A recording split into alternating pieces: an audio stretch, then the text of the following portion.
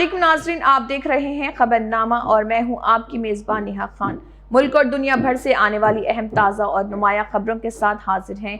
आज के इस खबरनामे में आपको मुल्क की व बैनुल अक़वामी सूरत हाल, अहम सियासी व समाजी पेशरफ्त, कारोबार, खेल और मौसम से मुतल्लिक़ अहम तरीन खबरों से आगाह करेंगे। तो आइए वक्त ज़ाय किए बगैर आगाज़ करते हैं आज की अहम तरीन खबरों से। सबसे पहले नज़र हेडलाइंस पर।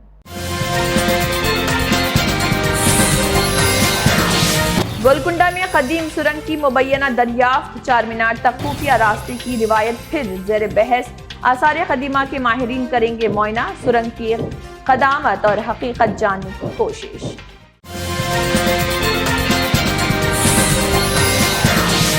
निर्मल में प्रिंसिपल रूपा रेड्डी के कत्ल के खिलाफ असातिज़ा की एहतजाजी रैली, TPTF के कातिलों को सख्त सजा देने का मुतालबा।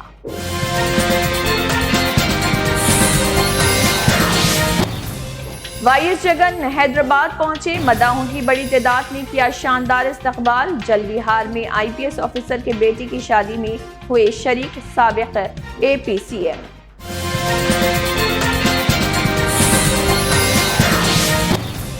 कर्नूल में नाबालिगों की ड्राइविंग के खिलाफ ट्रैफिक पुलिस की खुसूसी मुहिम, 20 टू व्हीलर गाड़ियों की निशानदही, वालिदैन को बुलाकर रोड सेफ्टी पर काउंसलिंग।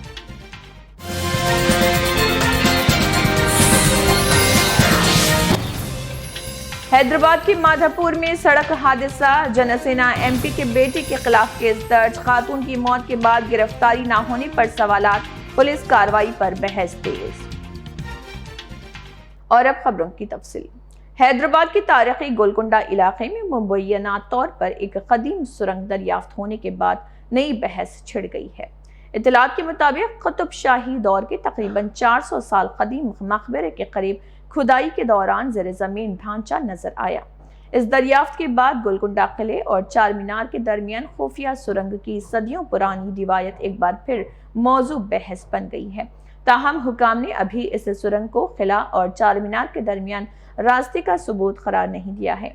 ASI के ओहदेदार मुकाम का मुआयना कर रहे, जिसके बाद सुरंग की असल नौइयत, कदामत और वसत का पता चल सकेगा।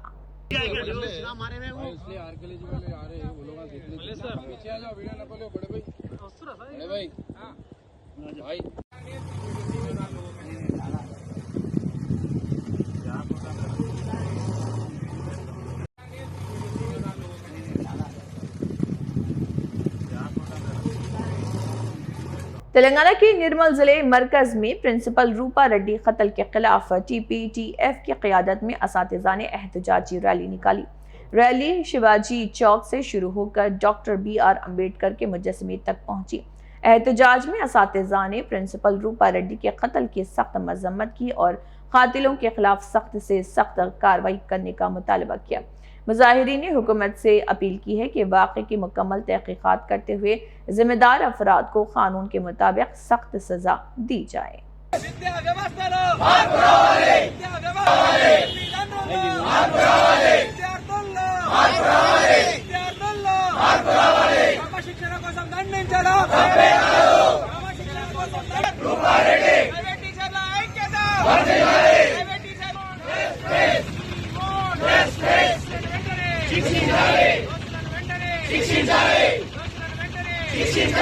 నల్గొండలో జరిగిన దుర్ఘటన, ఒక ప్రైవేట్ స్కూల్ ప్రిన్సిపాల్ పైన విద్యార్థులు దాడి చేసి చంపడం, ఇది చాలా నీచమైన పని.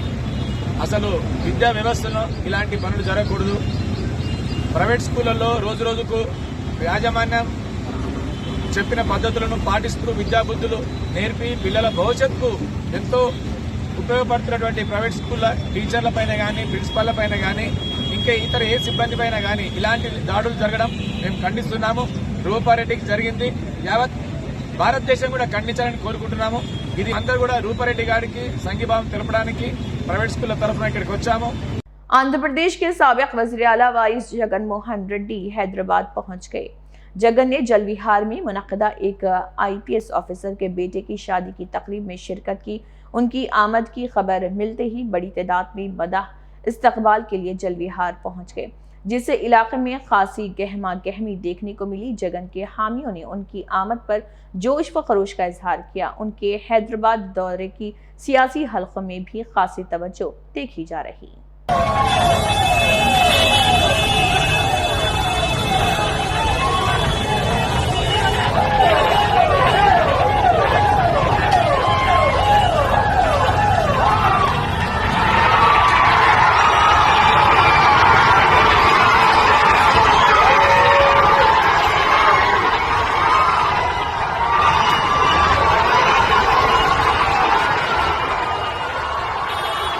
आंध्र प्रदेश के कन्नूल में ट्रैफिक पुलिस ने नाबालिगों की ड्राइविंग के खिलाफ खसूसी मुहिम चलाई। कार्रवाई के दौरान नाबालिगों की जानिब से चलाई जाने वाली 20 टू व्हीलर गाड़ियों की निशानदेही करके जुर्माने आयद किए गए। पुलिस ने तलबा के वालिदैन को भी तलब किया और ट्रैफिक कवानीन और सड़कों पर हिफाजती उसूलों के बारे में काउंसलिंग की। पुलिस ने वालिदैन से अपील की है कि वो नाबालिग बच्चों को गाड़ी चलाने की इजाज़त ना दें और सड़क पर उनकी हिफाजत को अवलीन तरजीह दें। हैदराबाद के माधापुर इलाके में एक सड़क हादसे में नौजवान खातून की मौत के मामले ने सियासी और अवामी हल्क़ों में बहस छेड़ दी है। पुलिस ने जनसेना पार्टी के रुकन पार्लियामेंट लिंगामानी रेड्डी रमेश के बेटे संजोश को खिलाफ केस दर्ज कर लिया है। इतलात के मुताबिक यह हादसा 16 अगस्त को इनऑर्बिट मॉल के सामने पेश आया था, जहां सड़क अबूर करने वाली एक नौजवान खातून को ऑस्टन मार्टिन कार ने टक्कर मार दी थी। हादसे में खातून मौके पर ही जाँ बहक हो गई थी। पुलिस तहकीकात के मुताबिक मज़कूरा कार संजोश चला रहे थे। माधापुर पुलिस ने इस मामले में भारतीय न्याय संहिता यानी BNS के दफा 106(1) के तहत मुकदमा दर्ज किया। बताया जा रहा है कि मुतवफ़िया खातून सेल्स गर्ल के तौर पर काम करती थी। इस वाक़े के 4 दिन बाद मामला मंजर आम पर आने के बाद सोशल मीडिया पर कई सवालात उठ रहे। बाज़ सार्फिन का सवाल है कि अगर हादसे में एक नौजवान खातून की जान गई तो मुलजिम को अभी तक गिरफ्तार क्यों नहीं किया गया। कुछ सोशल मीडिया सार्फिन ने आंध्र प्रदेश के साबिक़ वज़ीर के बेटे की गिरफ्तारी के मामले का हवाला देते हुए पुलिस कार्रवाई के तरीक़ेकार पर भी सवाल उठाए हैं।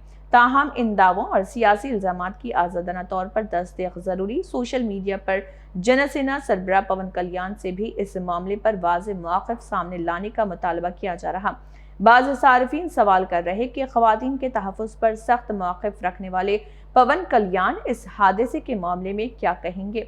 फिलहाल पुलिस ने BNS 1061 के तहत मुकदमा दर्ज करके तहक़ीक़ात शुरू कर दी है। हादसे के असल हालात, ड्राइविंग की सूरत हाल और दीगर कानूनी पहलुओं की तफ्तीश के बाद ही मज़ीद कार्रवाई की सूरत हाल वाज़ेह होगी। आंध्र प्रदेश के मदुगला में वज़ीर आला चंद्रबाबू नायडू के दौरे से कबल दुकानों को मुनद्दिम किए जाने पर तनाज़ा खड़ा हो गया। चंद्रबाबू नायडू कोडूर में स्वच्छ आंध्र प्रदेश प्रोग्राम में शिरकत करने वाले हैं। दौरे के रास्ते और वज़ीर आला को इंतजामिया ने JCB मशीनों के जरिए बता दिया और हटा दिया है। छोटे ताजरों ने नाराजगी का इजहार करते हुए सवाल उठाया कि जब रास्ते में कोई रुकावट नहीं थी तो दुकानें क्यों तोड़ी गई हैं। मुतासरा दुकानदारों ने इंतजामिया से वजाहत और मुनासिब कार्रवाई का मुतालबा किया।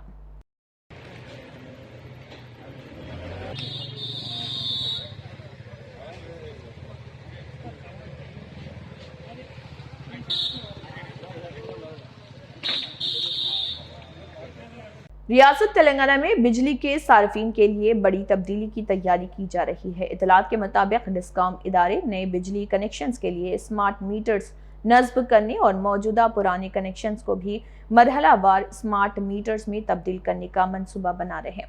बताया जा रहा है कि स्मार्ट मीटर हर महीने के अख्ताम पर खुदकार तरीके से बिजली की रीडिंग रिकॉर्ड करेंगे और इसी बुनियाद पर सार्फिन को बिल भेजे जाएंगे।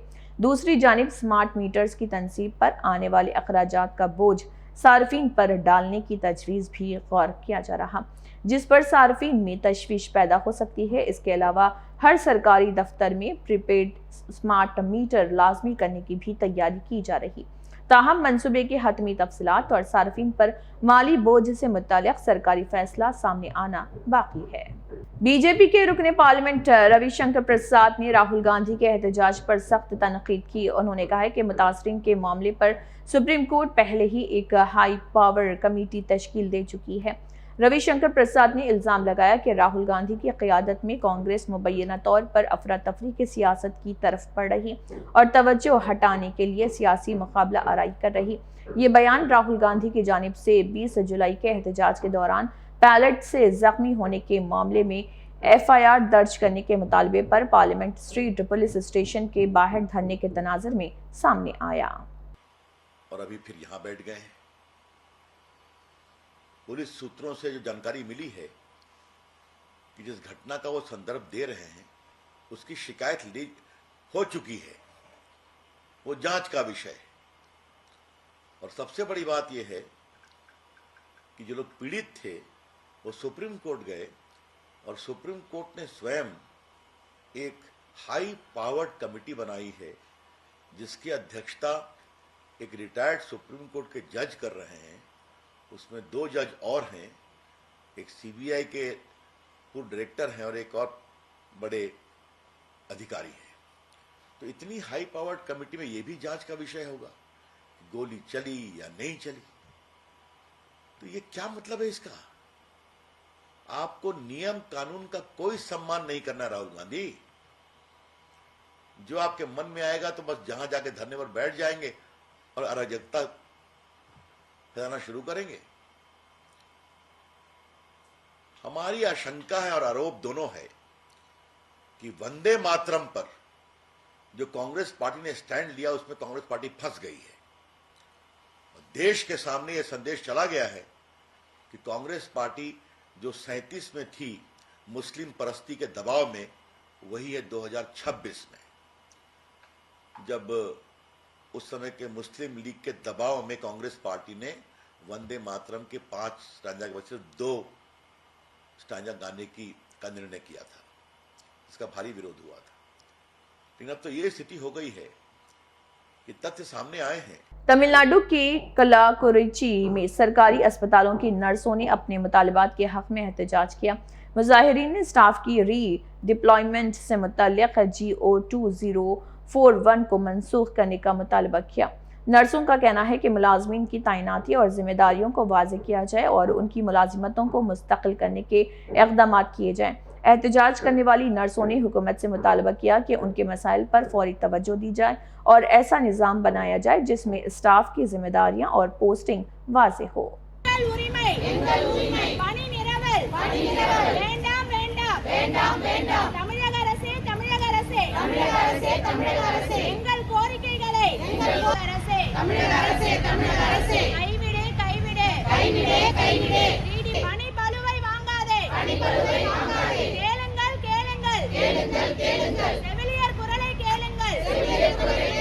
We are getting more struggle by doing a lot of work. If they are taking a more staff nurses from one medical college to another medical college, that 30 person staff's work will be distributed to those who are working here. So it will be more workload will be given to each staff. So this repayment has to be cancelled, abolished. So it is a request we are keeping from our side as a staff nurse, government staff nurses. Name change of from every state, they were changed the name. Staff nurses changed into nursing officer. The name has to be given to in Tamil Nadu nurse, those who are working in Tamil Nadu government hospitals. The name also has to be changed. It is as a request we are keeping to the Tamil Nadu government. Tamil Nadu Congress committee के सदर मनिकम टैगोर ने MLAs के लिए सरकारी गाड़ियों के मामले पर अपना मौक़िफ़ जाहिर किया है। उन्होंने कहा है कि अपोजिशन लीडर के पास महंगी और शानदार गाड़ियां हैं, इसलिए मुमकिन है कि DMK के बाज़ अरकान को सरकारी गाड़ियों की ज़रूरत ना हो। लेकिन मनिकम टैगोर के मुताबिक जिन अरकान के पास ऐसी सहूलियात मौजूद नहीं, उन्हें हुकूमत की जानिब से गाड़ियां फराहम की जानी चाहिए। ये बयान उदयनिधि स्टालिन के इस मौक़िफ़ के बाद आया है कि उनकी पार्टी के MLAs को वज़ीर आला विजय की जानिब से ऐलान करदा गाड़ियों की ज़रूरत नहीं। Good, everybody, they have lot of cars. We all know that the money they earned and the crores of rupees they have all the modern cars. Therefore, they may not have, need that cars. But those MLAs who are first-time MLAs, who are poor MLAs, who are from the middle class, who had come to Chennai as MPs and MLAs, and who are honest people, should not be pushed to collect money collect to take bribes for their facilities. It's a good move by the Tamil Nadu government to provide cars to the MLAs who don't have it. Therefore, the opposition leader has fancy cars. We had seen it. Him and his colleagues roam around in all fancy cars. They may not need it. But those MLAs who are honest MLAs, who are first MLAs, who don't have cars, should be provided with the facilities. Visakhapatnam में RSS रहनुमा मुकुंदा ने जंतर मंतर पर जारी एहतजाज के हवाले से अपना रद्दमल जाहिर किया। उन्होंने कहा कि रुकावटें पैदा करना किसी मसले का हल नहीं बल्कि मामलात को मुस्बित अंदाज में हल करना जरूरी है। मुकुंदा के मुताबिक आरएसएस में निज़ाम की खामियों और नाकामियों पर बातचीत की गई है और तंजीम चाहती है कि हुकूमती निज़ाम बेहतर तरीके से काम करे। उन्होंने कहा है कि इसके लिए हुकूमत को ज़रूरी इक़दाम करने होंगे और माशरे में भी बेदारी पैदा करनी होगी। Sangh and our all inspired organization wants the systems to run in a good way. So to do that, government has to take some steps and also society has to be awakened to set right the system. हम जब युवा समुदाय के बारे में ऐसा मैंने बोला उसका कंसर्न उसमें ये भी है विषय, क्योंकि युवा समुदाय सिस्टम में जो फेल्यूर हुआ वो नीट हो सकता है, बाकी भी हो सकता है, उसके कारण वो चिंतित है। हम युवा समुदाय का इस कंसर्न को हम एड्रेस करना चाहिए। उनका मन में उनका भविष्य के बारे में जो चिंता है उसको हमको एड्रेस करना चाहिए। केवल नीट नहीं है और केवल एक सरकार नहीं है, देश में बहुत सारे ऐसा सिस्टम्स में कमियां हैं। इसको दूर करने के लिए हम सभी मिलकर, सरकार, समाज, सभी मिलकर हमको काम करना है। तो इस दृष्टि से हमने चर्चा चिंतन की। केवल डिस्ट्रप्शन से केवल काम नहीं हो सकता है, रचनात्मक पॉजिटिव दृष्टि से इसको देखना है, यानी ठीक करने के लिए प्रयास करना है। तो ऐसा जैसा मैंने बताया, युवा समुदाय में इसके बारे में कंसर्न है, चिंता है, उसको समझना चाहिए, समाज भी समझना चाहिए, सरकार कदम उठाना चाहिए, कुछ कदम उठा रहे, इसके बारे में हमारा चर्चा चिंतन हुआ। दिल्ली में कांग्रेस के एहतजाजी सरगर्मी तेज हो गई। कांग्रेस रुकने पार्लियामेंट प्रियंका गांधी वाड्रा ने पार्लियामेंट स्ट्रीट पुलिस स्टेशन के बाहर राहुल गांधी के धरने में शिरकत की। राहुल गांधी 20 जुलाई के एहतजाज के दौरान पैलेट गन से जख्मी होने के मामले में एफआईआर दर्ज करने का मुतालबा कर रहे कांग्रेस रहनुमाओं का कहना है कि वाक़े की मुकम्मल तहकीकात होनी चाहिए और जिम्मेदार अफराद के खिलाफ कानूनी कार्रवाई की जाए। प्रियंका गांधी की शिरकत के बाद एहतजाज में कांग्रेस के मजीद रहनुमा और कारकुनों की तवज्जो भी बढ़ गई।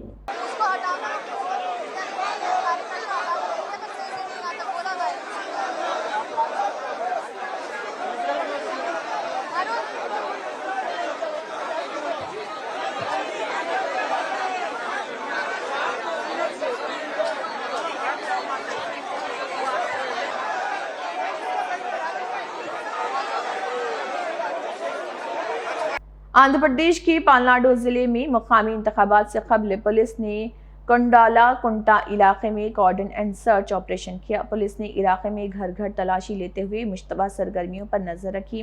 कार्रवाई के दौरान तकरीबन 30 मोटरसाइकिलें जब्त की गईं। पुलिस हुकाम के मुताबिक इस ऑपरेशन का मकसद इलाके में अमन व अमान बरकरार रखना और इंतखाबात के दौरान किसी भी गैर कानूनी सरगर्मी या नाखुशगवार वाक़े को रोकना है। पुलिस ने मुकामी लोगों से कानून की पाबंदी करने और मुश्तबा सरगर्मियों की इतला फौरी तौर पर देने की अपील की। సూచనల మేరకు వెల్దుర్తి మండలం కండ్లకుంట గ్రామంలో కార్డినెన్స్ చర్చ్ అనేది నిర్వహించడం జరిగింది। ఈ కార్డినెన్స్ చర్చిలో భాగంగా ప్రతి ఇల్లుని క్షుణ్ణంగా తనిఖీ చేయడం జరిగింది। ఈ కార్డినెన్స్ చర్చిలో కానిస్టేబుల్ కానీ, హెడ్ కానిస్టేబుల్, ఏఎస్ఐ ఈ ర్యాంకుల్లో వాళ్ళు దాదాపుగా 40 మంది ఆఫీసర్స్తో కలిపి పార్టిసిపేట్ చేయడం జరిగింది।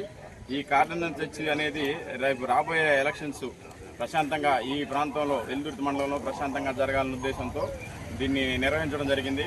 మొత్తం ఒక 30 వెహికల్స్, 2 వీలర్స్ రికార్డు లేనివి సీజ్ చేయడం జరిగింది। ఎవరైనా కానీ ఈ రికార్డ్స్ తీసుకొని వస్తే వెహికల్ ఓనర్స్ ఎస్ఐ గారికి చూపించి 24 అవర్స్లో వాటిని తీసుకొని వెళ్ళిపోవచ్చు। అలా కాకుండా ఎవరైతే రికార్డ్స్ లేని వాళ్ళు ఉన్నారో అటువంటి వెహికల్స్ని సీజ్ చేసి కోర్టులో పెట్టడం జరిగింది। ఆ తర్వాత ఇబ్బంది పడతారు కాబట్టి మీ రికార్డ్స్ ఉన్నట్టయితే వెంటనే వచ్చి చూపించి తీసుకొని వెళ్ళిపోండి। అది కాకుండా వేరే విధంగా ఏదైనా ఈ బళ్ళు మీ దగ్గరకు వచ్చినట్లయితే ఇమీడియట్గా ఎస్ఐ గారికి తెలియజేయండి। అలా తెలియజేస్తే ఏం చేయాలనేది ఆయన చెప్తారు। అట్లా కాకుండా మీరు అలాగే పెట్టుకుంటే అది ఏ విధంగా వచ్చిందనేది మేము వేరే విధంగా చట్ట వ్యతిరేక కార్యక్రమాల్లో పాల్గొని వేరే విధంగా ఏదైనా దొంగ దగ్గర నుంచి మీ దగ్గరకు వచ్చిందని మాకు తెలిసినట్టయితే ఆ తర్వాత ఇబ్బంది పడే పరిస్థితి ఉంటుంది. కాబట్టి దాన్ని మీరందరూ గమనించాలని ఒకసారి చెప్తా ఉన్నాను. అట్లాగే రాబోయే పంచాయతీ ఎలక్షన్స్, జెడ్పీటీసీ, ఎంపీటీసీ ఎలక్షన్స్లో మాచర్ల రూరల్ సర్కిల్ పరిధిలో ఇటువంటి అవాంఛనీయ సంఘటన కూడా జరగకుండా ఉండటానికి ఈ కార్నల్ సెర్చ్ అనేది నిర్వహించడం జరిగింది. ఈ ఎలక్షన్ కేసులు ఎలా ఉంటాయి అంటే చాలా ఇబ్బందికర పరిస్థితుల్ని తీసుకొచ్చే విధంగా ఉంటాయి. కాబట్టి అందరూ ఓటు వేసామా ఇంటికి వెళ్ళిపోయి అన్నట్టుగా ఉండాలి. तमिलनाडु असम्बली में लोकसभा हलके बंदी यानी डीलिमिटेशन के मामले पर सियासी बहस तेज हो गई। तमिलनाडु के वजीर आधव अर्जुना ने वाज़ेह किया है कि उन्हें सिर्फ मुनसिफाना हदबंदी की जरूरत नहीं, बल्कि उनका मौक़िफ़ है कि लोकसभा की मौजूदा 543 नशिस्तों पर मुकम्मल फ्रीज होना चाहिए। उनका ये बयान उद्यानिधि स्टालिन की जानिब से वज़ीर आला विजय पर अमित शाह की सदारत में होने वाली मीटिंग के दौरान इस मामले पर अपना मौक़िफ़ नर्म करने के इल्ज़ाम के बाद सामने आया। हदबंदी का मसला तमिलनाडु की सियासत में एक अहम मौजू बना हुआ है। பேரவைத் தலைவர் அவர்களே, நம்முடைய அமைச்சர் அவர்கள் நேற்று நடந்த தென் மாநில முதலமைச்சர்கள் மாநாட்டில் முதலமைச்சர் அவர்கள் ஆற்றிய உரை பற்றி பேசினார்கள். கடந்த 12ஆம் தேதி இதே சட்டமன்றத்தில் நாம் ஒரு அனைத்து கட்சி ஒத்துழைப்போடு ஒரு தீர்மானத்தை நிறைவேற்றிருக்கிறோம். அதில் மிக தெளிவாக 543 எம்பி சீட்ஸ் 543 எம்பி சீட்டை அப்படியே ஃப்ரீஸ் பண்ணணும் அப்படின்னு தான் அந்த தீர்மானத்தில் இடம்பெற்றிருக்கு. அந்த தீர்மானத்தை தான் நம்ம நிறைவேற்றிருக்கிறோம். ஆனால் நேற்றைக்கு நடந்த அந்த கூட்டத்தில் முதலமைச்சருடைய உரையில் இந்த 543 எம்பி சீட்டை ஃப்ரீஸ் பண்ண வேண்டும் அப்படின்னு எந்த இடத்துலையுமே இடம்பெறவில்லை என்பதை இந்த அவையினுடைய கவனத்திற்கு நான் எடுத்து வருகின்றேன். மாண்புமிகு சட்டத்துறை அமைச்சர். மாண்புமிகு பேரவைத் தலைவர் அவர்களே, சதர்ன் கவுன்சில் மீட்டிங்கில் இன்டர்ஸ்டேட் இஷ்யூ, சதர்ன் கவுன்சிலிங் மீட்டிங்கில் என்ன தேவையோ அது குறித்து மட்டும்தான் அங்கே பேச முடியும். ஏன்னா அது தவிர்த்து பேச முடியும். அது குறித்து நம்மளுடைய கருத்தை அங்கே வலியுறுத்தோம்.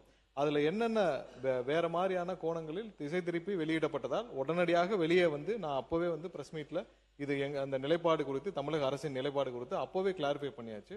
இது அது கிளாரிஃபை பண்ணி கிட்டத்தட்ட 24 மணி நேரத்துக்கு மேலே ஆயிடுச்சு. இந்த தமிழக அரசுடைய நிலைப்பாட்டை அப்போவே கிளாரிஃபை பண்ணியாச்சு. மாண்புமிகு பொதுப்பணித்துறை அமைச்சர் அவர்கள். அதுக்கான டிஸ்கஷன்ஸ் நேற்று வரல. சொன்ன மாதிரி மாண்புமிகு அமைச்சர் சொன்ன மாதிரி அதுக்கான அஜெண்டாஸ் வேற. அதுக்காக தான் கிளாரிஃபை பண்றது தான் எதிர்கட்சி தலைவருடைய என்ன உங்களோட நிலைப்பாடு என்னமோ பெரும்பாலான அனைத்து கட்சிகளுக்கு பெரும்பாலான நிலைப்பாடோ என்ன நிறைவேறுமோ அதே அனைத்து கட்சிகளுடைய முக்கிய பெரும்பாலான நிலைப்பாடு என்னமோ அதே நிலைப்பாடுல நாங்கள் உறுதியாக இருக்கோம். இந்த அரசு உறுதியாகுங்கிறது பதிவு செய்கிறோம். சேகர் பாபு. மாண்புமிகு முன்னாள் முதலமைச்சர் எடப்பாடி கே பழனிசாமி.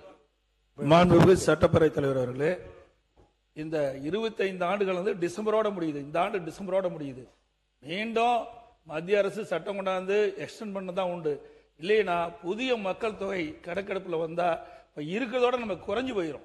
இருக்கிற நாடாளுமன்ற உறுப்பினர் 39னா இப்போ இருக்கிற மக்கள் தொகை கணக்கெடுத்தால் குறைஞ்சி போயிடும்.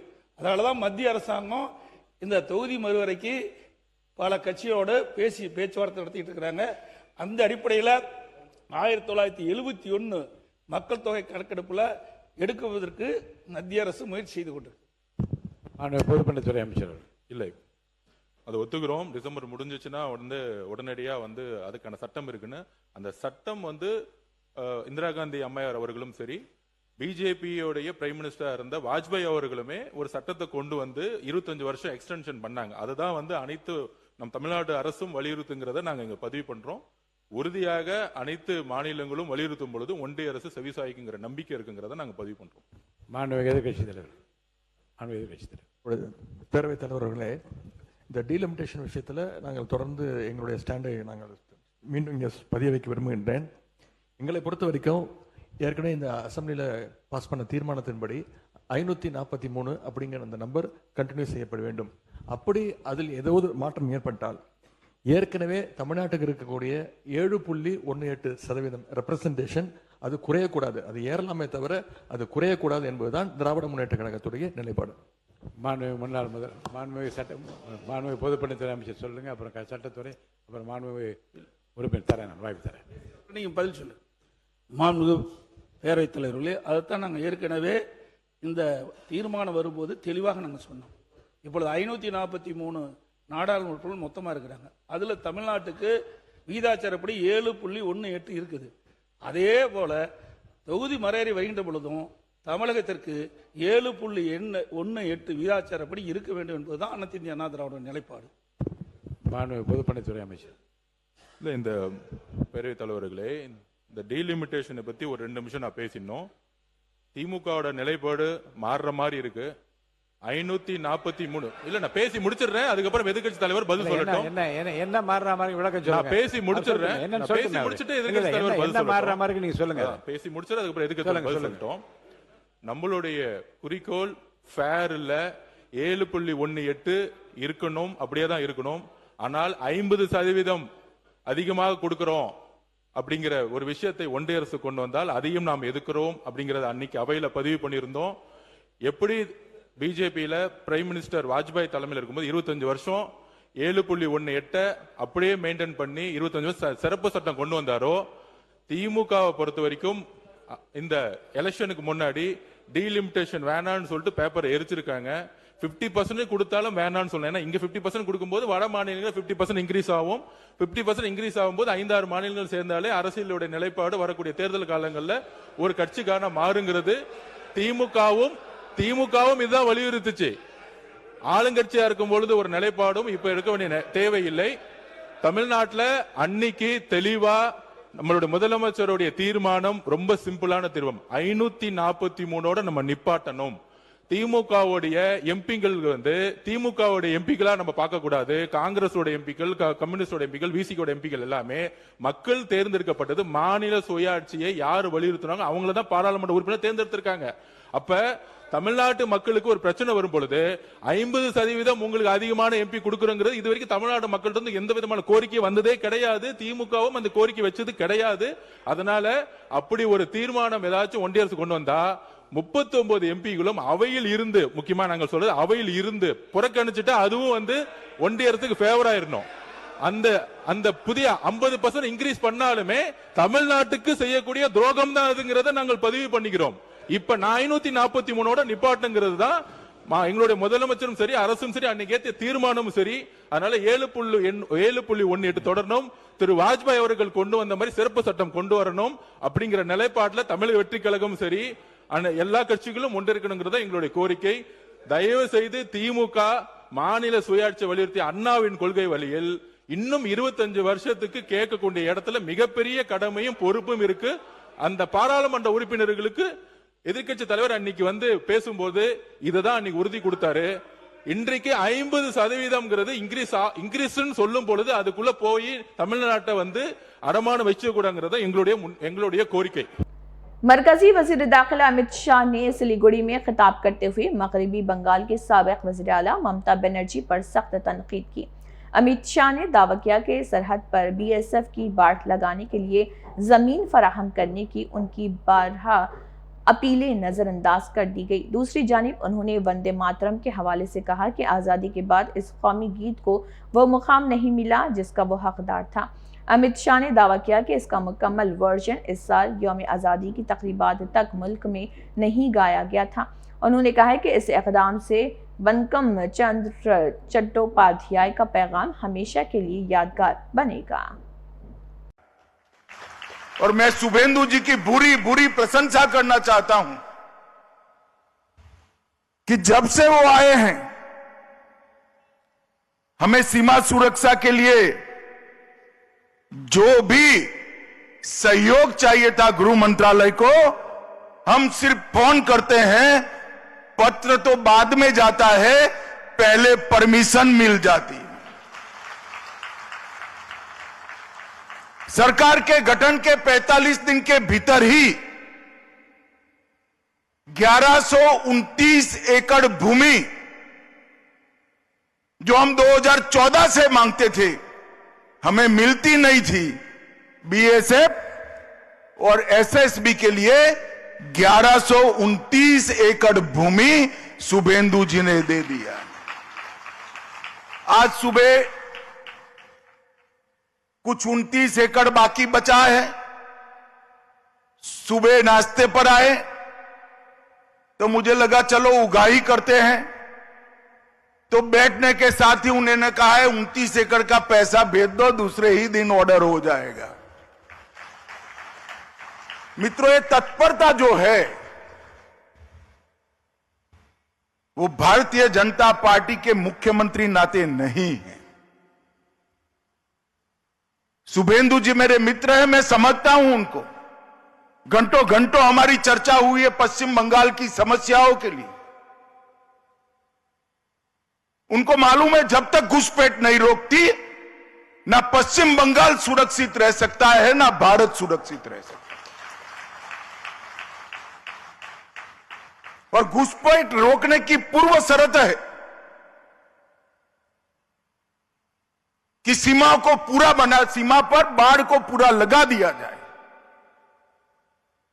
हम ममता बनर्जी के हाथ पैर जोड़कर थक गए, मगर हमें भूमि नहीं दी। एक बार उन्होंने आग्रह रखा। नाजरीन, ये थी आज की खबरनामे की अहम और नुमाया खबरें। हम उम्मीद करते हैं कि आपको मुल्क और दुनिया की ताज़ा तरीन सूरत हाल से आगाही मिलेगी। मज़ीद ताज़ा खबरों और अहम मालूमात के लिए हमारे साथ जुड़े रहिए। मैं हूं नेहा खान, आपसे इजाज़त चाहती हूं। अपना ख्याल रखिए, खुश रहिए और बाखबर रहिए। अल्लाह हाफ़िज़।